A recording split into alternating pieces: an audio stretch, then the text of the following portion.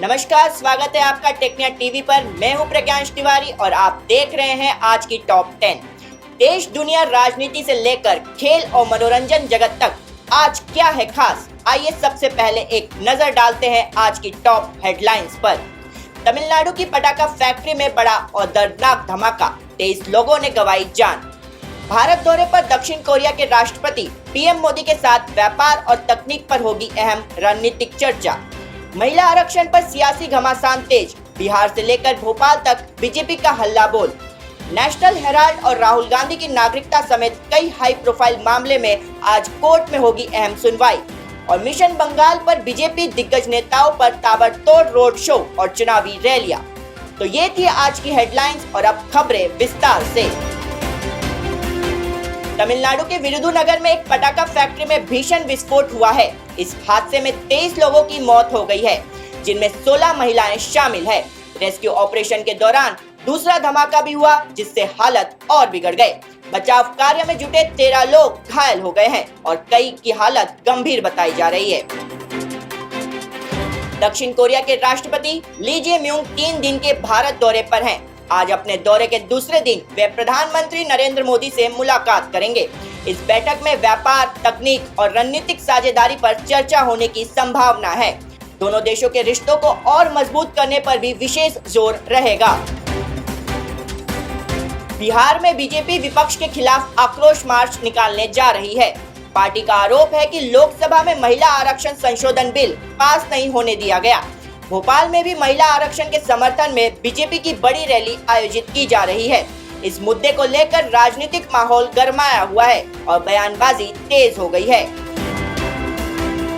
पश्चिम बंगाल के मेदिनीपुर में बीजेपी अध्यक्ष नितिन नवीन जनसभा करेंगे। वे तमलुक, एगरा और कोथियाड़ी में रोड शो भी करेंगे। वहीं केंद्रीय मंत्री जेपी नड्डा भी बहरामपुर, कांती और विष्णुपुर में कार्यक्रम करेंगे।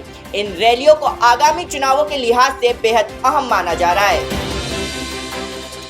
नेशनल हेराल्ड केस में आज दिल्ली हाई कोर्ट में सुनवाई होगी। ईडी के ट्रायल कोर्ट के आदेश को चुनौती दी गई है। राहुल गांधी के नागरिकता विवाद पर इलाहाबाद हाई कोर्ट की लखनऊ बेंच में भी सुनवाई होगी। इसके अलावा केजरीवाल और टीसीएस केस से जुड़ी याचिकाओं पर भी आज सुनवाई होनी है। वॉशिंगटन में आज भारत और अमेरिका के बीच ट्रेड डील को लेकर अहम बैठक होगी। दोनों देश व्यापारिक संबंधों को और मजबूत करने पर चर्चा करेंगे। नए समझौते और निवेश के अवसरों पर भी बातचीत संभव है। यह बैठक वैश्विक आर्थिक हालात के बीच काफी महत्वपूर्ण मानी जा रही है। ईरान और अमेरिका के बीच तनाव एक बार फिर बढ़ गया है। अमेरिकी डेलीगेशन पाकिस्तान पहुंचा है, लेकिन ईरान ने वार्ता से इनकार कर दिया है। ईरान का कहना है कि हॉर्मुज की नाकाबंदी हटने के बाद ही बातचीत होगी। इस मुद्दे ने अंतर्राष्ट्रीय राजनीति में नई हलचल पैदा कर दी है।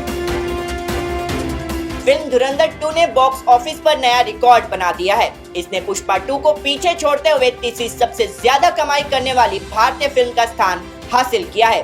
फिल्म ने अब तक 1748.91 करोड़ का कलेक्शन कर लिया है।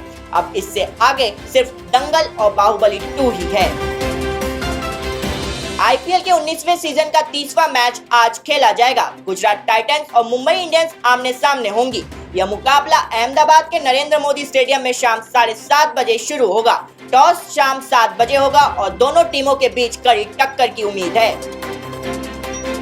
और बुलेटिन की आखिरी में बात करते हैं मौसम की।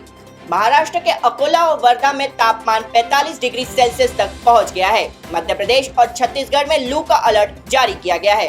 राजस्थान के 18 शहरों में पारा 40 डिग्री के पार चला गया है। मौसम विभाग ने लोगों को सतर्क रहने और जरूरी सावधानी बरतने की सलाह दी है।